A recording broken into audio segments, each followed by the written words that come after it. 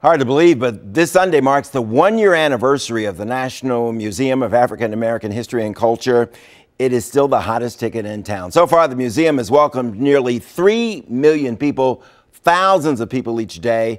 It is nearly 40,000 items inside its permanent collection. There will be plenty of festivities and events throughout the weekend to mark the occasion. Last year, I spoke to the one and only Oprah Winfrey, one of the museum's biggest supporters. Can you say $20 million? That's what she's donated. She talked about why this museum is so important. It is America's museum because we are a part of American history and culture, and you will see that when you come to the museum. And it's not all about slavery. Obviously, the slavery portion, the first floor, is pretty overwhelming, but once you get to the culture and the sports and all of our contributions, I mean, there would be no America without us. This is my theory. In all the years I did the Oprah show, talking to all of these dysfunctional families, think about your own family.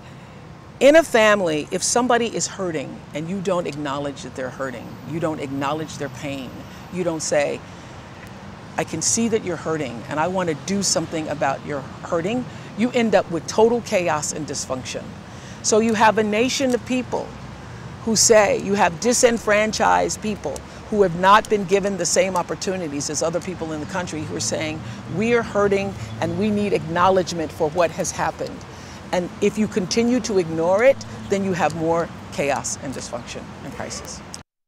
Speaking of Oprah, she'll make her debut as a 60 Minutes correspondent. Watch her this Sunday night right after football. I want to reflect just for a second on the museum for a moment. I've been there 3 times. First time I was able to get a quick peek with Oprah. I've gone back with my son, I've gone back with my wife, and I look forward to going back several more times. I just wish my mom had lived long enough to see this museum. I wish she had lived long enough to see Barack Obama as president, because my mother was the first in her family to graduate high school.